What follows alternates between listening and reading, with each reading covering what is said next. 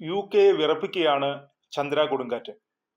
രാജ്യത്ത് കനത്ത മഴയും കൊടുങ്കാറ്റും തുടരുകയാണ്.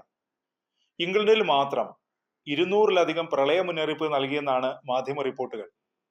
ഇതിൽ നിന്ന് തന്നെ രാജ്യം നേരിടുന്ന പ്രതിസന്ധിയുടെ ആഴം വ്യക്തമാണ്. ജനുവരിയിൽ തന്നെ ചന്ദ്ര കൊടുങ്കാറ്റിന് മുമ്പ് ഗോരറ്റി, ഇൻഗ്രീഡ് എന്നീ കൊടുങ്കാറ്റുകൾ UK-യിൽ വലിയ നാശം വിതച്ചിരുന്നു. പിന്നാലെയാണ് ചന്ദ്ര എത്തിയത്. കാലാവസ്ഥാ നിരീക്ഷണ കേന്ദ്രമായ എക്സ്റ്റീരിയറിലെ മെറ്റ് ഓഫീസാണ് കൊടുങ്കാറ്റിന് ചന്ദ്ര എന്ന പേര് നൽകിയത്. കൊടുങ്കാറ്റിന് പിന്നാലെ UK-യുടെ വിവിധ പ്രദേശങ്ങളിൽ പ്രളയം റിപ്പോർട്ട് ചെയ്തിട്ടുണ്ട്. റോഡ് ഗതാഗതം താറുമാറായി. ഡെവൻ, ഡോർസെറ്റ്, സോമർസെറ്റ്, കോൺവാൾ എന്നീ പ്രദേശങ്ങളിൽ റോഡുകൾ വെള്ളത്തിൽ മുങ്ങി. ട്രെയിൻ ഗതാഗതത്തെയും പ്രളയം ബാധിച്ചു.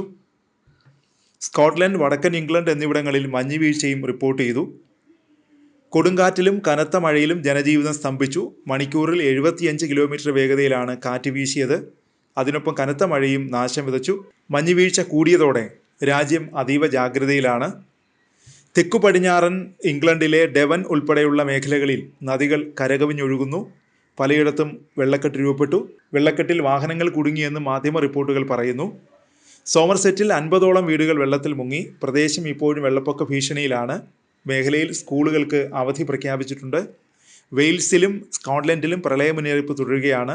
പ്രദേശത്ത് കനത്ത ജാഗ്രത തുടരുകയാണ്.